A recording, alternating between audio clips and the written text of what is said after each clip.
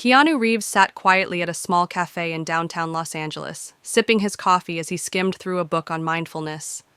Despite his fame, Keanu often blended into the crowd with his understated demeanor and modest style. He cherished moments of solitude like these, where he could detach from the demands of Hollywood and reconnect with the world around him. As he prepared to leave, a commotion near the cafe's entrance caught his attention. A young woman, visibly distressed and holding a bundle of papers, was pleading with a man in a suit. She seemed desperate, her voice trembling as she tried to explain something. Intrigued and concerned, Keanu approached cautiously. "Is everything okay?" he asked gently, his calm presence cutting through the tension. The woman, teary-eyed, turned to him. "Not really," she admitted. "I'm trying to save the rehabilitation center my family started, but no one is willing to help. It's been providing support for people struggling with addiction and mental health issues for decades. Now we're losing funding, and I don't know what to do." Keanu listened intently as she explained the dire situation.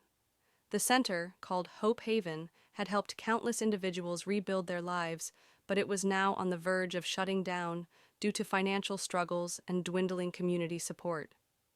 The more she spoke, the more Keanu felt a tug at his heart. "I'd like to visit this place," he said after a pause. "If it's as impactful as you say, maybe I can help." The woman, Sarah, looked at him with a mixture of hope and disbelief. "You'd do that? Really?" Keanu smiled warmly. "Absolutely. Let's see what we can do." The following morning, Keanu arrived at Hope Haven. It was an unassuming building located on the outskirts of the city, surrounded by overgrown bushes and a rusting sign that read, "Hope Haven, a place to heal." Despite its worn exterior, the atmosphere inside was filled with warmth and resilience.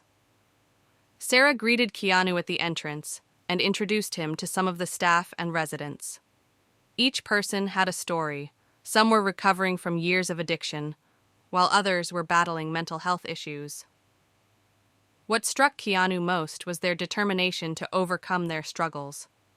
During a tour of the facility, Sarah explained the challenges they faced. "We're short on resources, and the building needs significant repairs. Our staff is doing their best, but without more funding, we can't keep this going much longer." Keanu stopped in one of the common rooms, where a young man named Josh was playing guitar. His music was hauntingly beautiful. Sarah explained that Josh had been homeless for years before finding Hope Haven.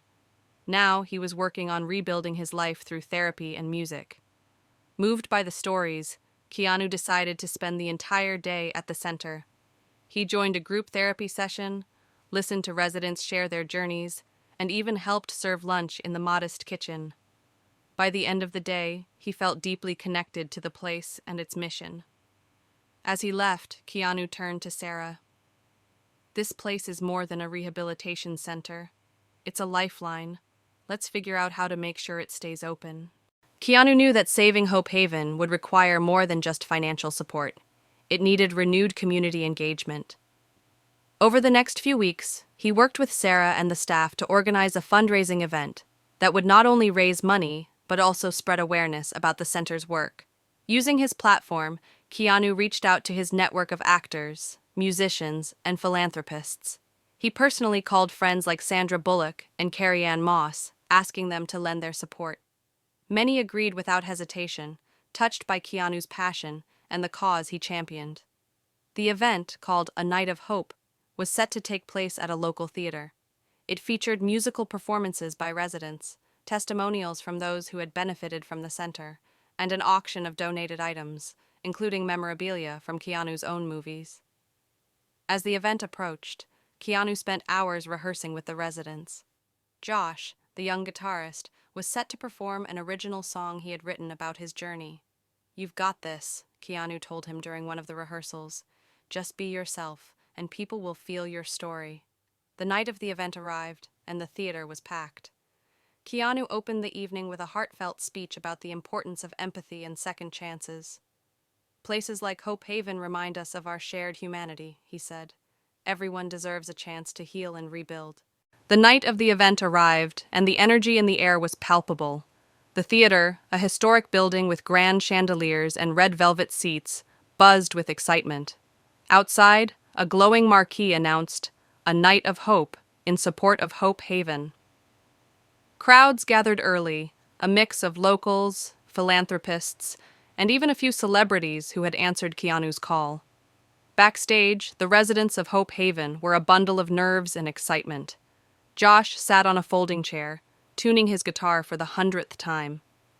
Nearby, Angela rehearsed her lines under her breath, clutching her notebook like a lifeline. Marcus carefully arranged his vibrant painting of a phoenix, its flames glowing in vivid reds and golds, on an easel for display. Keanu moved from person to person, offering words of encouragement. He stopped by Josh, who looked up with apprehensive eyes. "What if I mess up?" Josh asked, his voice barely above a whisper. Keanu knelt beside him, placing a hand on his shoulder. "Every note you play tonight isn't about perfection. It's about your story. People aren't here to judge. They're here to listen and be inspired. And I know you're going to move them." Josh nodded, taking a deep breath. As the theater lights dimmed, Keanu stepped onto the stage. The crowd erupted into applause, but he quickly waved it down with a humble smile.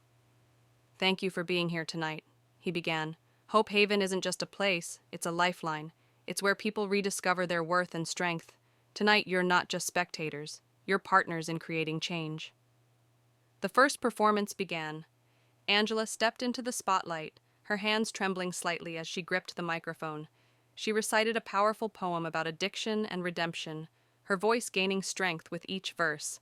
By the time she finished, the audience was on its feet, clapping and cheering. Next was Josh.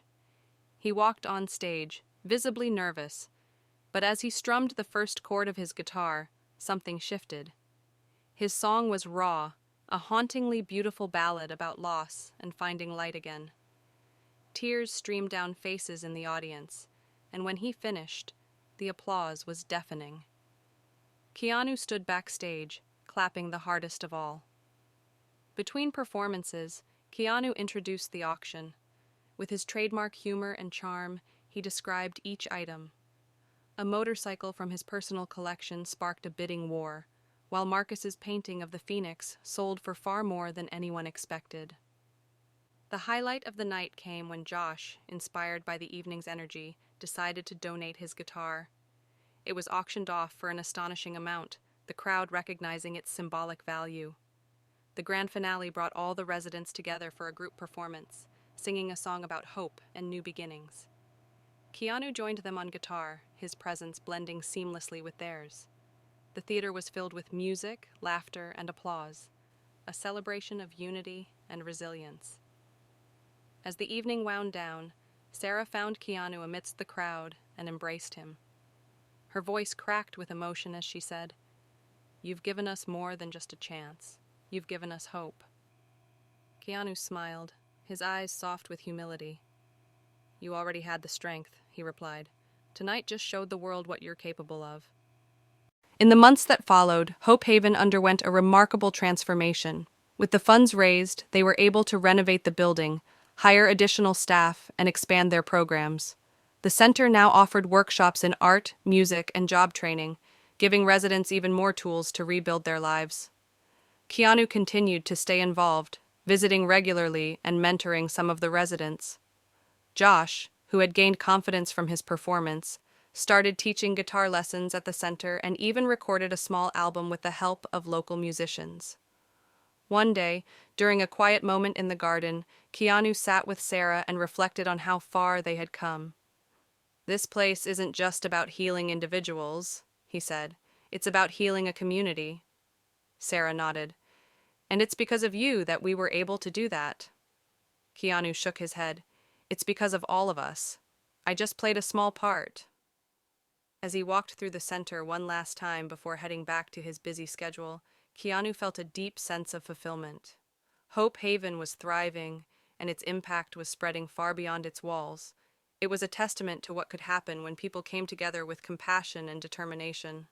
And as he stepped out into the evening light, Keanu knew this was a story he would carry with him forever, a reminder that even small acts of kindness could ignite a legacy of change. Like the video and subscribe for more. Thanks for watching.